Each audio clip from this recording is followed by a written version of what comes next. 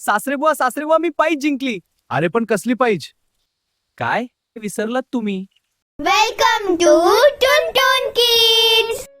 मित्रांनो, तुमचं स्वागत आहे Tuntun kids moral stories with Asha Rathod YouTube चॅनलवर.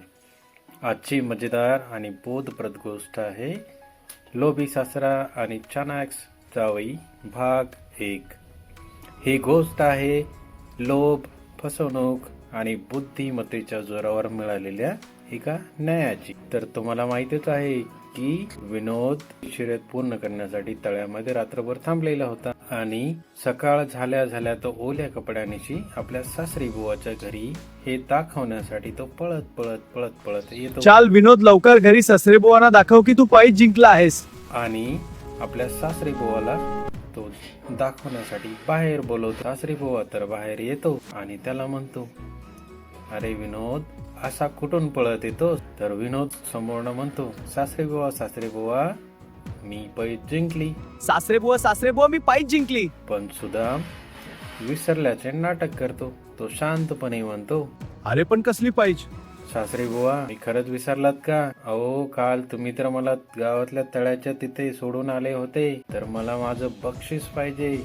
माझं बक्षीस द्या. सर्व गावकऱ्यांना जमा करा आणि सर्वांसमोर मला हे बक्षीस पाहिजे. पण सुदाम असतो मुळातच धूर्त आणि चलाक. तो सुदामवरती खोटे आरोप करतो व चलाकपणे त्याला विचार, माझा हुशार जावई. बार एक सांगा जवाई बापू, तुम्ही खरंच जंगलातील तल्यात रात्रभर पाण्यात थांबलत का? सासरे बुवास काय विचारताय? तुम्ही तर मला तेथे पाण्यात थांबून आलात. म्हणतोय ना की रात्रभर पाण्यात थांबलास, पण मला सांग की एवढ्या थंड पाण्यात पूर्ण रात्री तू कसं काय राहिलास बरं? तुला थंडी नाही का वाजली? पण विनोद असतो प्रामाणिक. तो म्हणतो, सासरे बुवा, मला थंडी वाजली, भीती वाटली, पण दूर लांब खांबावर एक दिवा लागलेला होता आणि त्या दिव्याकडे पाहत मी स्वतःला धीर दिला. हे ऐकतात सुद्धा जोरात ओरडतो, म्हणजे तू त्या दिव्याच्या उष्णतेमुळे म्हणजे तू त्या दिव्याच्या जिंकलास. प्रकाशामुळे शर्यत जिंकलास. ही तर खरंच मोठी फसवणूक आहे. त्यामुळे तुला बक्षीस वगैरे काय मिळणार नाही आणि सर्वांना तिथून हाकलवून देतो. चला येथे. विनोद निराश होऊन आपल्या घरी येतो आणि ते सर्व काही आपल्या पत्नी मीनाला सांग. मीना, तुझ्या बापाने शर्यतीचे बक्षीस दिले नाही, आम्हाला हाकलून दिले. काय? बाबांनी तुम्हाला हकलून दिले आणि पैजेचे बक्षीसही दिले नाही? बघतेच मी कसे देत नाहीत ते. मीना रागावते, भांडते, पण विनोद मात्र शांत असतो. तेवढ्यात त्याच्या मनामध्ये एक छानशी युक्ती येते. तो मीनाला म्हणतो, तुझ्या बाबांना पूर्ण परिवारासह आपल्या घरी जेवायला बोलव. मीना थोडा वेळ गोंधळते, पण विनोदचे म्हणणे ऐकते. बाबा, तुमच्या जवाने तुमच्यासाठी एक कार्यक्रम ठेवला आहे, जरूर परिवार सोबत या. कार्य छान आहे नक्की. आणि ठरलेल्या दिवशी सुद्धा म्हणजे सासरे बुवा व मीनाचे भाऊ, वहिनी, मुलं आणि सगळेजण जावईकडनं खास निमंत्रण भेटल्यामुळे ते सर्वजण खुश असतात. पण विनोद मीनाला म्हणतो, मीना, मी सासरे बुवांसाठी खास बकऱ्याचे मटण आणले आहे, त्यामुळे त्याची खास भाजी मी बनवतो. जी जरूर, तुम्ही जसे बोलाल तसे.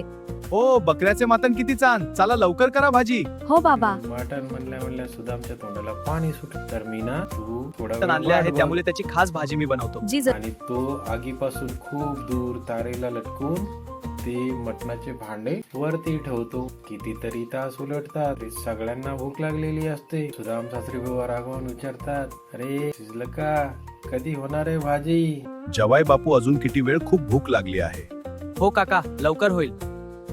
न राहून तो विनोदच्या घरामध्ये जातो. तो तर काय, विनोदने तारेला बांधून मटणाचे पातेले दूरवरती उंचावर लटकवून ठेवले होते. सुदाम रागावून त्याला म्हणतो, जावई बापू, असं कसं बरं शिजल हे मटण? जावई बापू, असे कसे शिजेले मटण?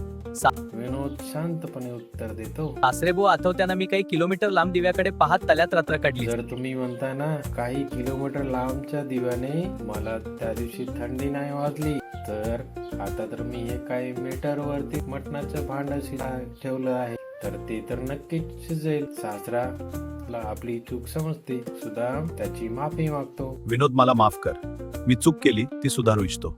ठीक आहे सासरे बुवा, जावई बापू, मी तुम्हाला माझी एक म्हैस भेट मानून देतो. खूप खूप धन्यवाद.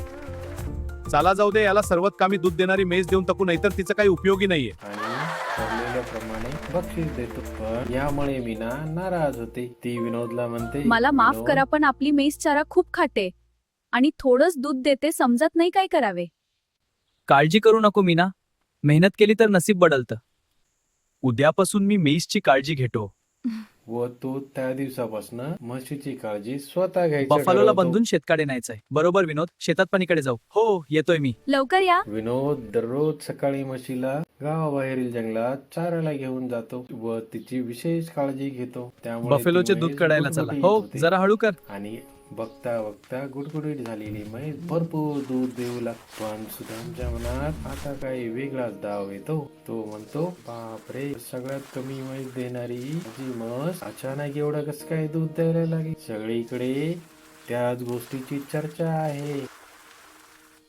माझी सर्वात कमी दूध देणारी म्हैस आता सगळ्यात जास्त दूध कशी काय देते, काहीतरी करायला पाहिजे. मित्रांनो, तुम्हाला काय वाटतं सुदाम पुढे काय करणार? काय विनोदला पुन्हा अडचणीत आणणार? आणि त्यामुळे खरंच विनोद अडचणीत येणार का बरं? हे जाणून म्हणजे घेण्यासाठी भाग 2 नक्की बघा.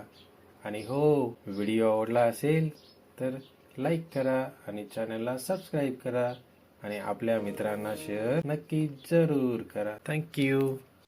आणि थोडंच दूध देते समजत नाही काय करावे.